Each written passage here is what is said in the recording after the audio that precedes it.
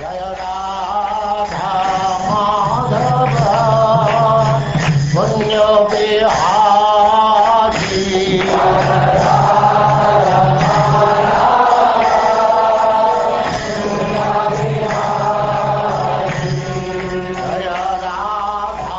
now, Chapter 11, Lord Krishna's entrance into Dwarka.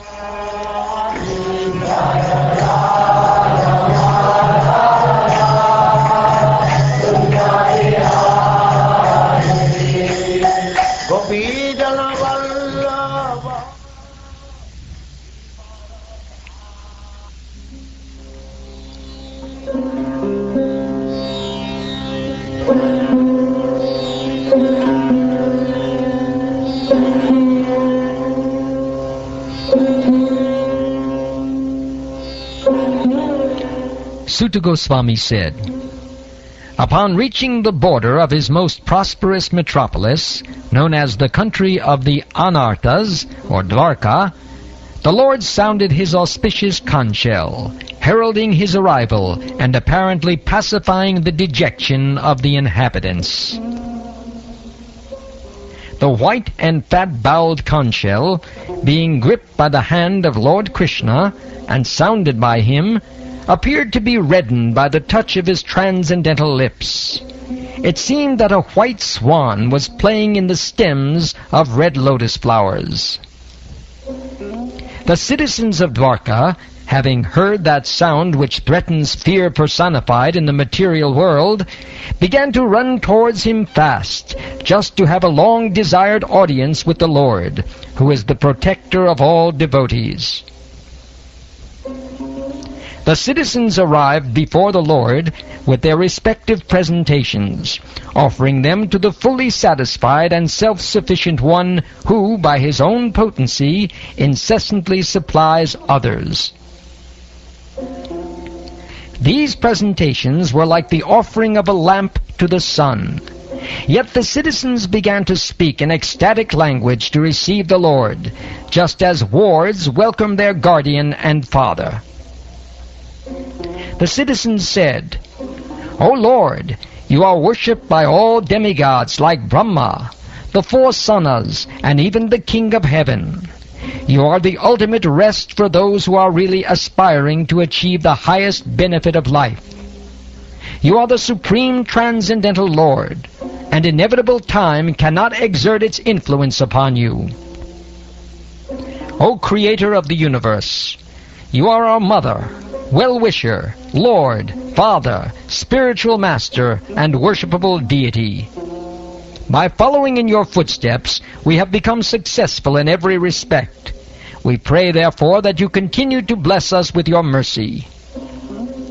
Oh, it is our good luck that we have come again today, under your protection, by your presence, for your lordship rarely visits even the denizens of heaven.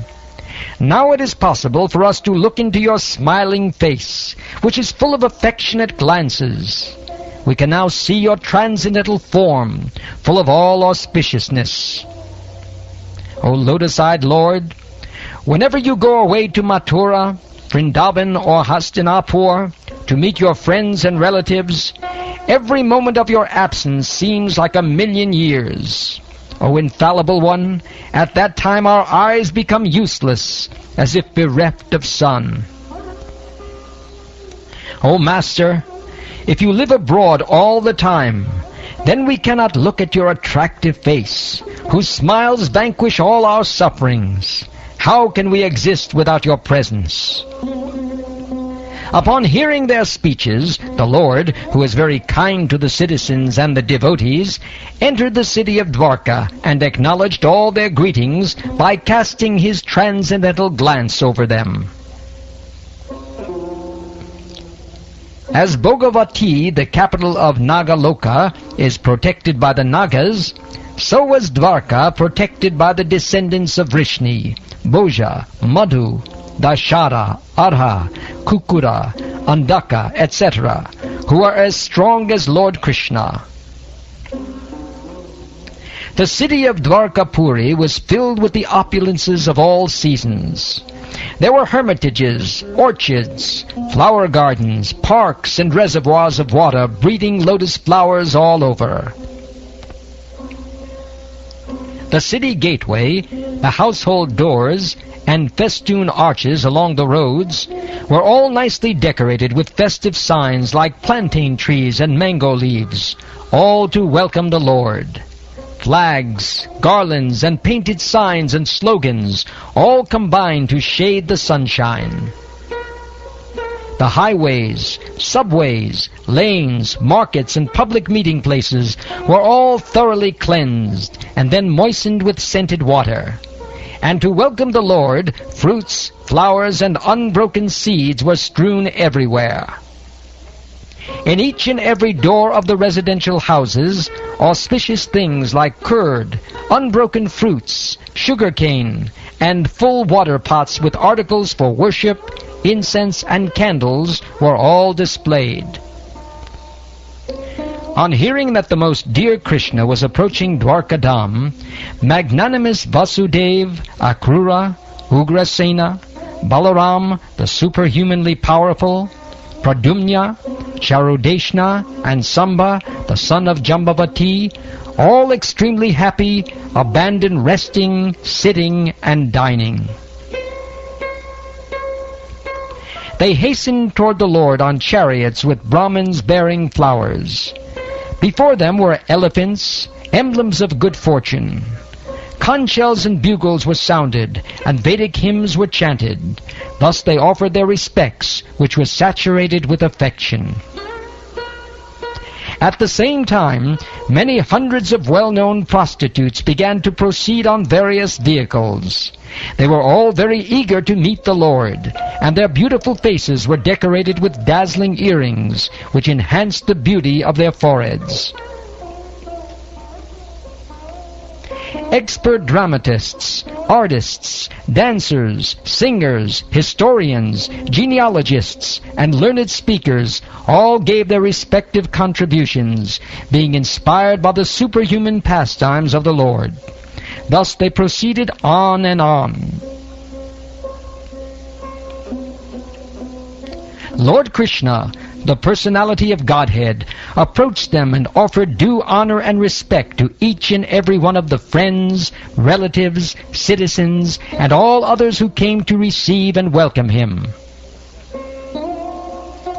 The Almighty Lord greeted everyone present by bowing his head, exchanging greetings, embracing, shaking hands, looking and smiling, giving assurances and awarding benedictions, even to the lowest in rank. Then the Lord personally entered the city accompanied by elderly relatives and invalid Brahmins with their wives, all offering benedictions and singing the glories of the Lord. Others also praised the glories of the Lord. When Lord Krishna passed over the public roads, all the ladies from the respectable families of Dwarka went up to the roofs of their palaces just to have a look at the Lord. They considered this to be the greatest festival.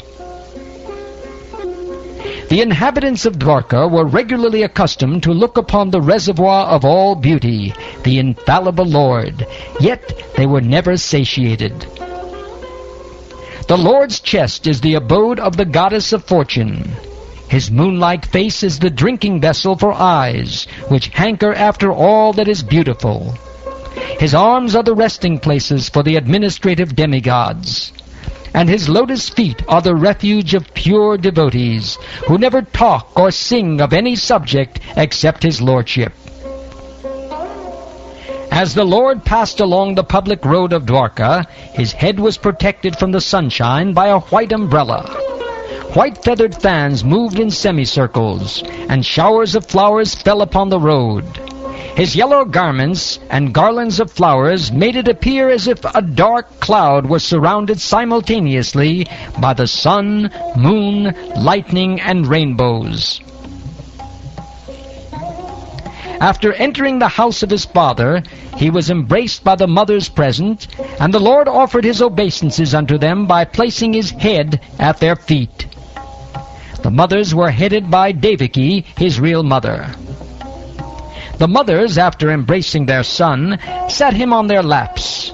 Due to pure affection, milk sprang from their breasts. They were overwhelmed with delight, and the tears from their eyes whetted the Lord. Thereafter, the Lord entered his palaces, which were perfect to the fullest extent. His wives lived in them, and they numbered over 16,000. The queens of Lord Sri Krishna rejoiced within their minds to see their husband home after a long period abroad. The queens got up at once from their seats and meditations. As was socially customary, they covered their faces shyly and looked about coyly.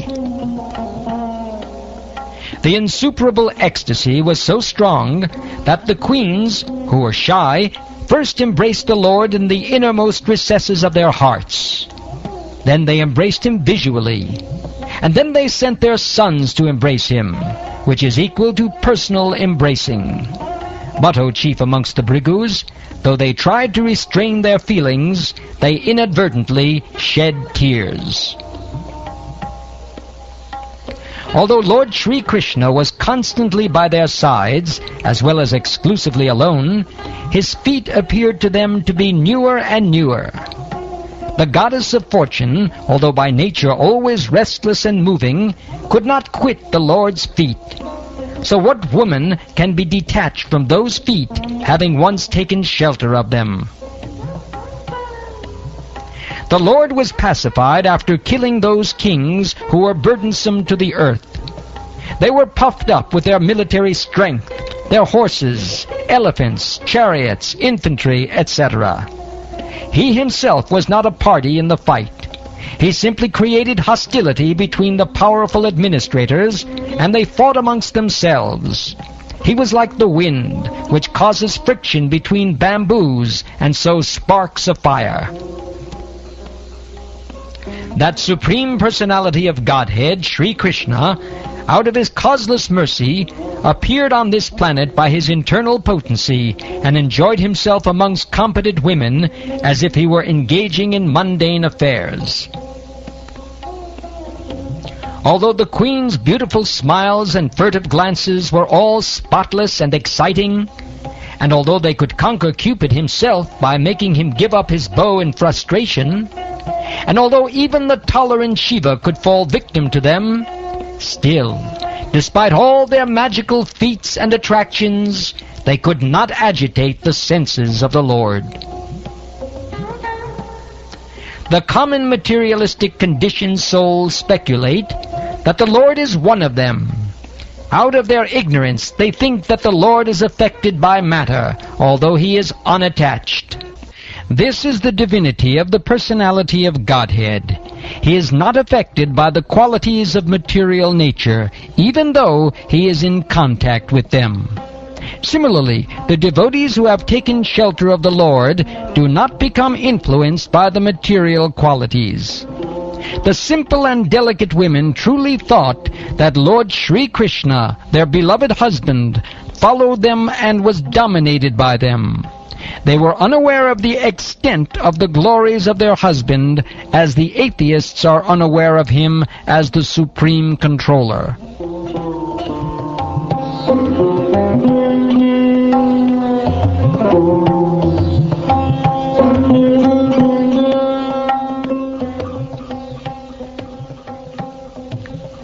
Thus ends the 11th chapter of the first canto of the Srimad Bhagavatam, entitled Lord Krishna's Entrance into Dwarka.